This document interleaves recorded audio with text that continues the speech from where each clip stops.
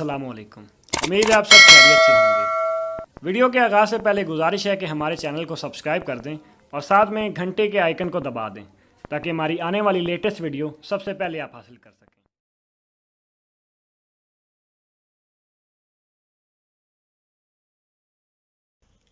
Assalamu alaikum students. Okay, so just for other observers, we conducted a conventional viva online in which we covered the syllabus for second year MBBS here in Pakistan. And the units that were included were CNS as a whole. It was divided into 3 units, subunits. Sensory physiology, special senses, and motor and higher centers were clumped together. So these were the 3 units. इसके अलावा it was endocrinology, the entire endocrinology, reproduction, GIT, and renal physiology. ठीक है?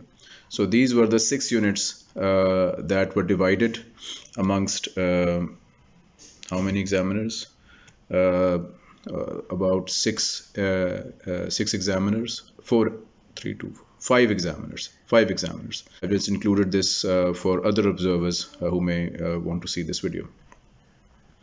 So a total of 5 examiners took this viva. The roll numbers were randomly distributed by lottery method. So I got about 18 students, and 2 of whom did not show up. So 16 basically were the total tally of students that I took viva of. We logged in from our homes. We used Zoom software, and it was a 1-by-1 viva. We did not do the game show variety that we did for first years. This one was conventional due to some logistic and departmental realities that we had to face. Some of the people were not well, and game show format requires more faculty than the conventional format. So, and again, one more perspective point here is that second year, just like first year, we were disconnected with our class since March around 15th. So most of the teaching for second year, more than first year, because second year started late this year, was online. Okay, conventional lectures, live lectures for this class were very few, in fact. If I remember, I taught them a bit of motor physiology right up till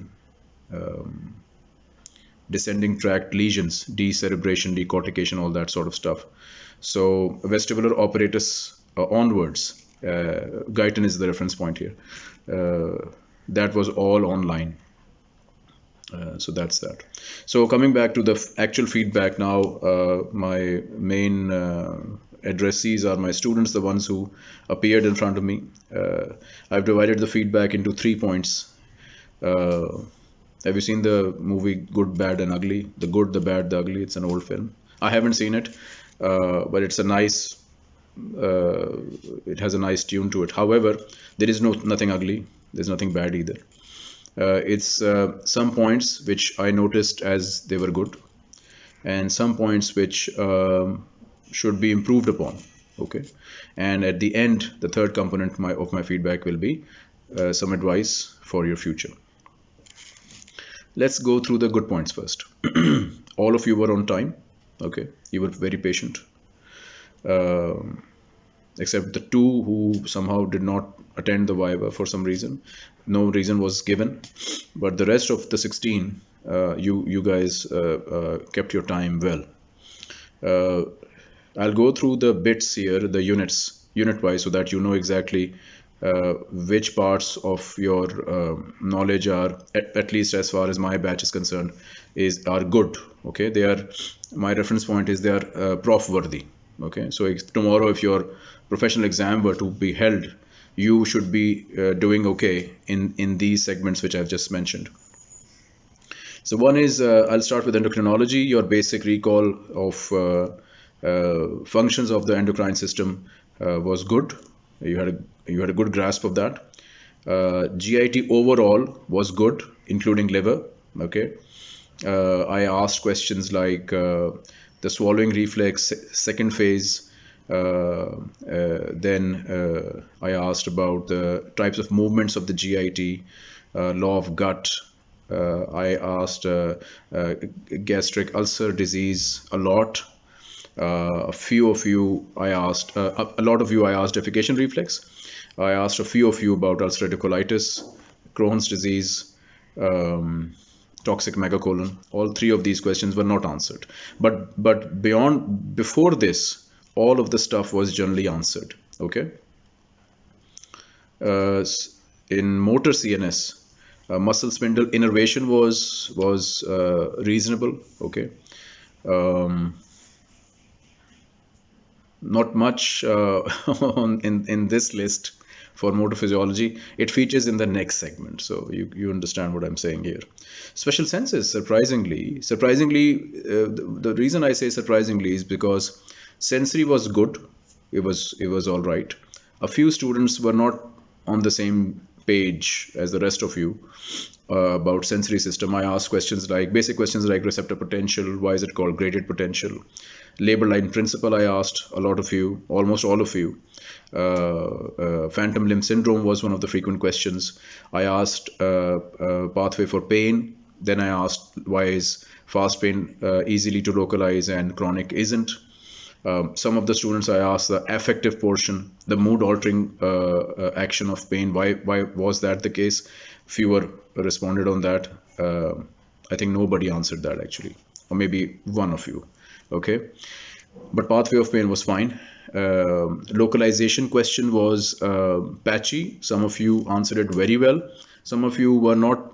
Some of you I could see obviously your face, so some of you were guessing it. Okay, while the rest of you were a bit clueless about that, to be honest. So that's a point that to focus on.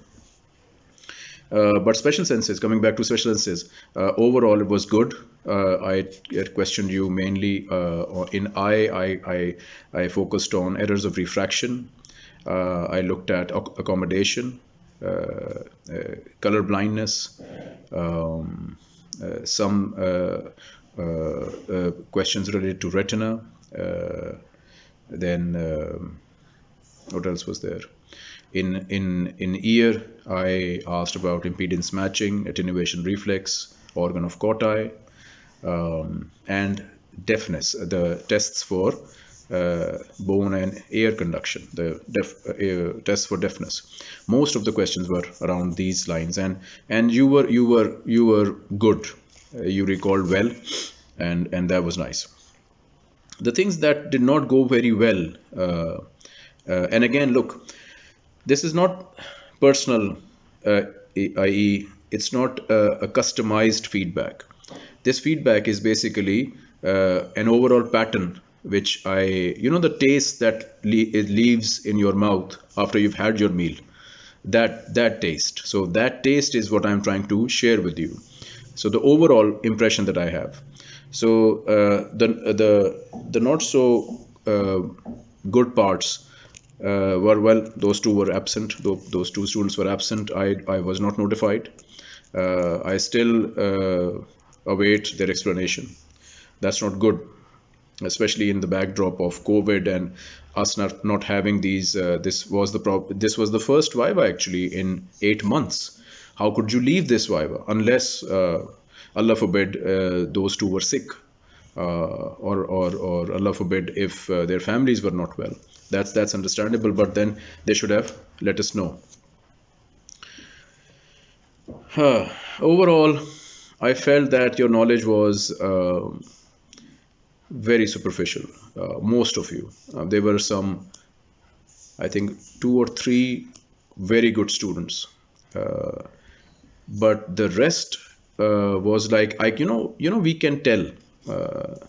You think we can't, but we can tell that you have studied very strategically for this exam, and that you are just bare minimum floating on the surface in many areas of your syllabus. So I'll start with endocrinology. As soon as I would go beyond the function part, so simple recall based question on functions, this, that, the other, although I seldom ask those questions, I started with typically hyperthyroidism and hypothyroidism, the difference between them. I asked most of the students, how would you differentiate between the clinical presentation of the patient? But what I got was a typical Guyton based answer of what hyperthyroidism is. The hormones go up, TSH goes down, all this sort of business. Although my clear instruction was clinical manifestations. Then I had to explain what I meant by this. So I actually explained to them that, look, if a patient of hyperthyroidism comes to you in front of you, okay, and he's in that examination gown in front of you, what would you see in this patient? So I had to explain that to most of you, okay, as opposed to hypothyroid patient. If this person was to be in front of you, how would he or she appear? Okay, most of you did not either understand the question, even though after even explaining, they were sticking to the text that they read from Guyton. It would appear, okay. And they were thinking of in terms of carbohydrate, protein, and adipose metabolism, because they kept on going to that point and not giving me a holistic picture. You understand? A holistic picture of a person behind the thyroid hormone problem, or the adrenal cortical hormone problem, or the diabetic, and so on and so forth. So clinical correlation or clinical picture actually is something that you should work on. Then a second level difficulty in endocrinology, which is a classical problem in endocrinology, is asking about a process and then asking about which are the hormones are linked with this process. What do I mean by that? So hyperglycemic hormones. If you have studied in segments, so you have studied first growth hormone, then you finished it. Then you studied thyroid hormone, then you finished it. Then you studied glucagon, you finished it. And then you studied catecholamines, and then you finished it. If this is how you have studied in segments, so you have individually gone after the hormones, you have understood it. So individually, if anybody asks you, nothing, no problem, easy peasy, right? However, if someone were to ask you which were the hormones which raise blood glucose, now recalling from each one of those memory caches, this particular one bit of information is difficult in the viva. So generally, I advise students to study in a manner, and this is endo basically, and a bit of renal physiology, I'll come to that you can answer both in individual depth of the hormone, and if somebody were to ask you, like I asked you about hyperglycemia, which of the hormones are hyperglycemic, you can recall, because you have also looked at overall the hormones and worked out the common scenarios. By the way, hyperglycemia is one of those frequently asked questions.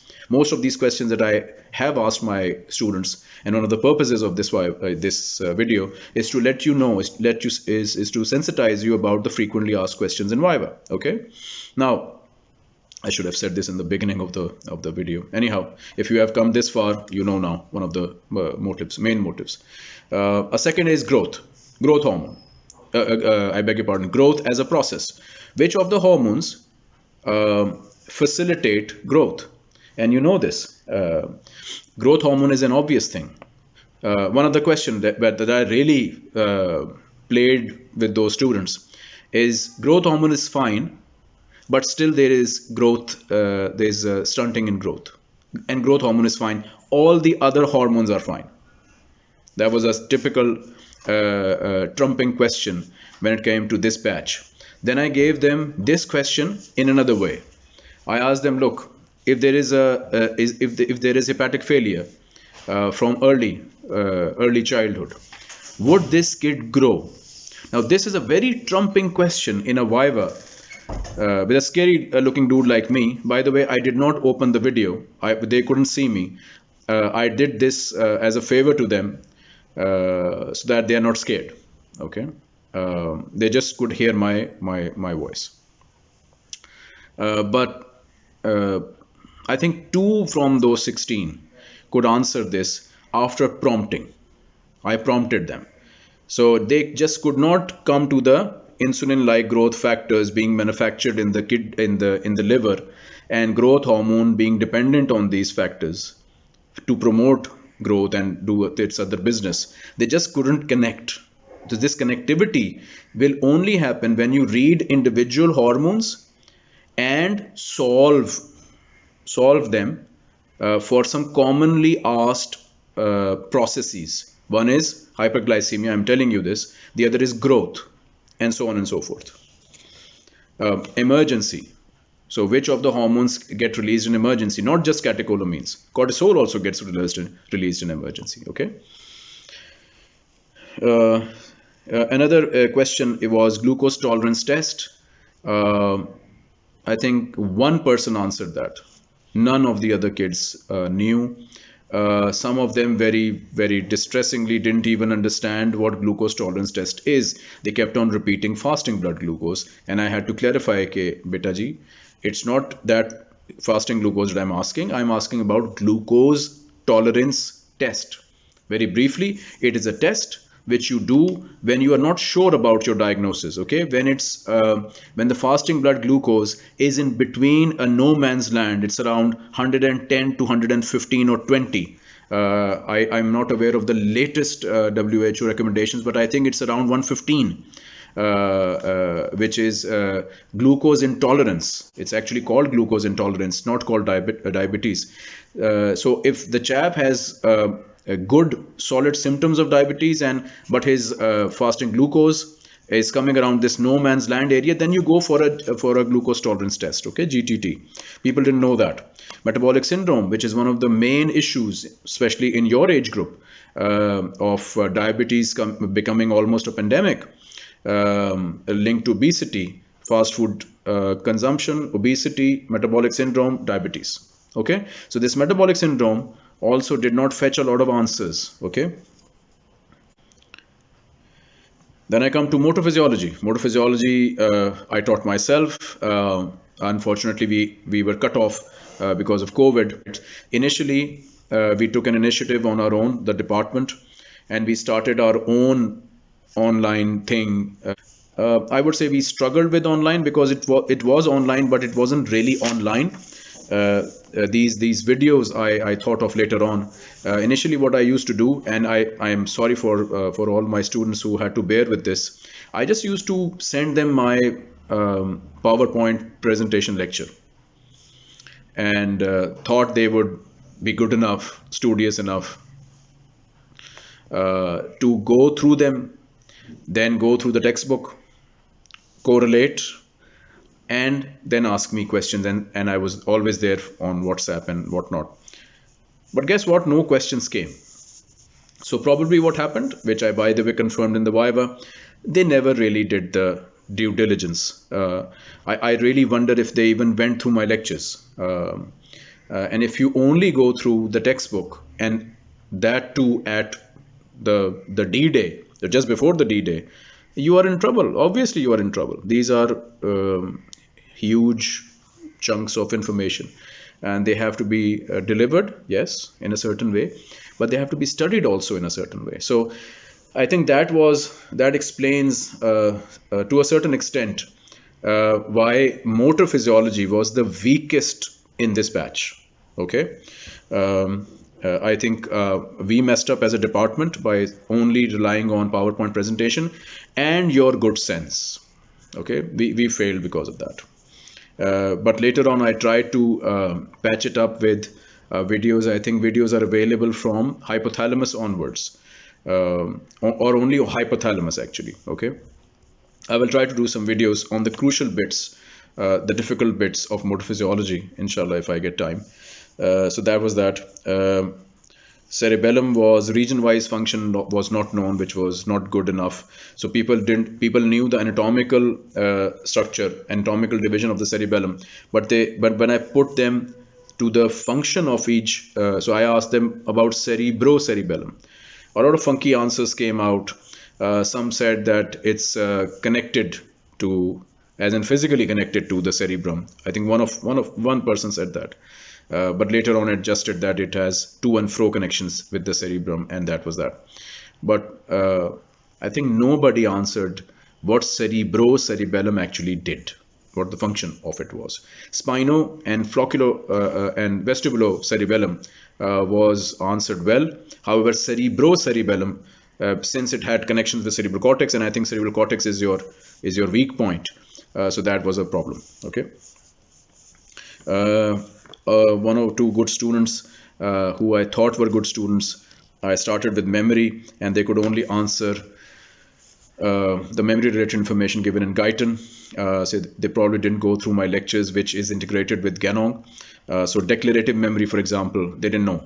Okay, they only knew the short term, medium term, and long term, which is typically given in Guyton. So that can also be enhanced. Hydrocephalus was another question. Only one or two answered well, and many people dropped it. Renal. Don't start me on renal. I taught renal as well. And if you remember, look guys, you have to remember when I used to plead with you when I taught you renal. I've put my paper away, okay, because this I know, this is coming from the heart, right?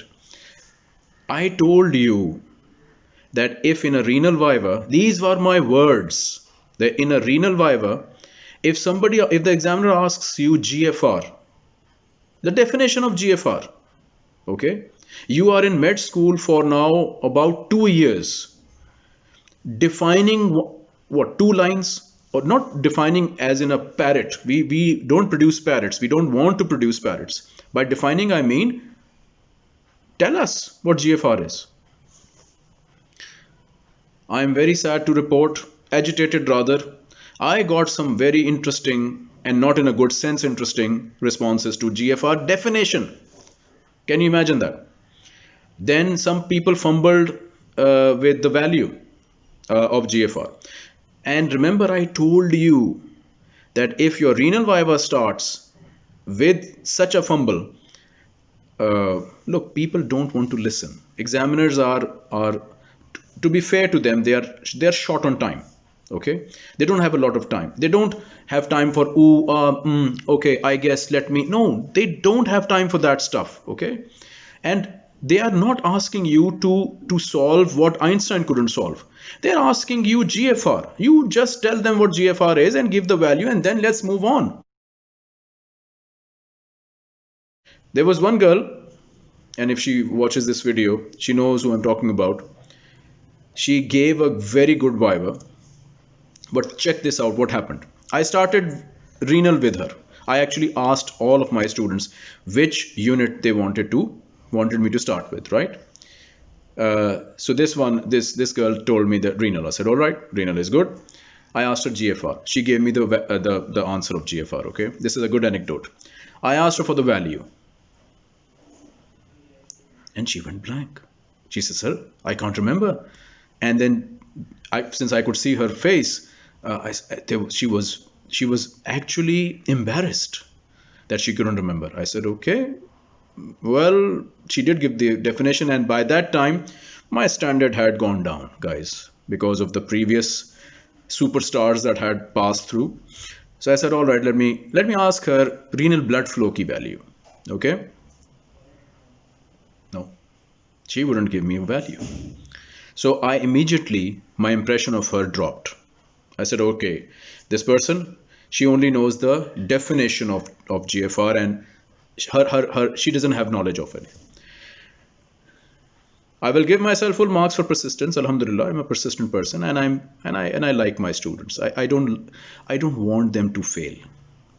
I don't want them to fail in physiology, in medicine, in life.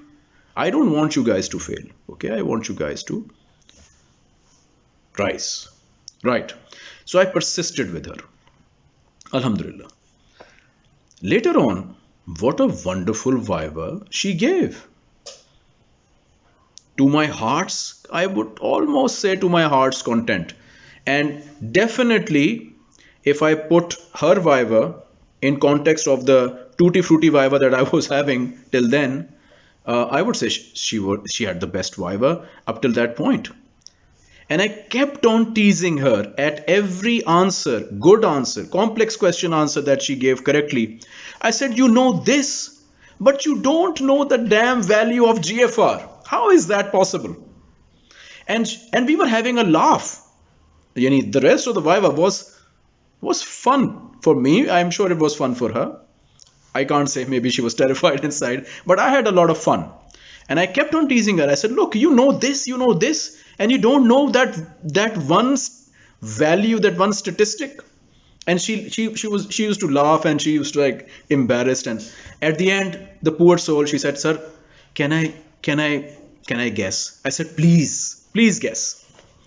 And she guessed 120 ml per minute. I said, you know what? For you, 120 is fine. I'll take 120 GFR. It's around 125, but 120 is good because, mashallah, you have given a good viva.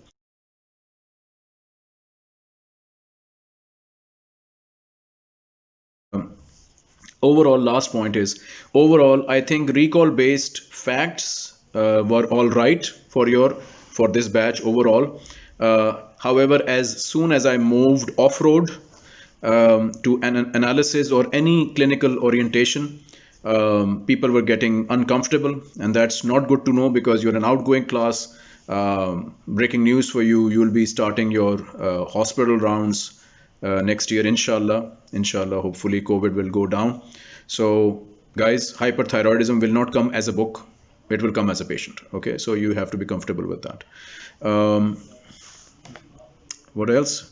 Future advice: please depend on one person for your studies. You know who that person is? You. Depend on yourself. Self-study, bete. Self-study. Sits flesh. Sit in one place for crying out loud. Read, study, watch, listen, discuss. Very, very important for you. Metacognition is another term that I'm using today. You need to know yourself cognitively. You need to know what works for you. During the entire day, what is the time when you are most receptive to studies? Okay, don't just run yourself under the bus. Diagnose yourself, for God's sake. What are your studying habits? How do you study? Is audiovisual your thing? Is reading your thing? Is listening your thing? Different people learn different way. Diagnose yourself. Know thyself, as they say. Know yourself. COVID is here. I have to report this to you. COVID is here for a while. Maybe this online way is the way to go, at least for maybe a year. I really hope and pray that it's not the case, that we are there to spoon feed you everything. Okay, but seriously, I think the world has changed, and probably it has, from the academic point of view, it has changed forever. So this online thing will be used, I think, in the future as well. It's a good thing. It's a good augmentation to learning and teaching and assessment. I will be posting more assessment linked videos from now on till your prof comes. So stay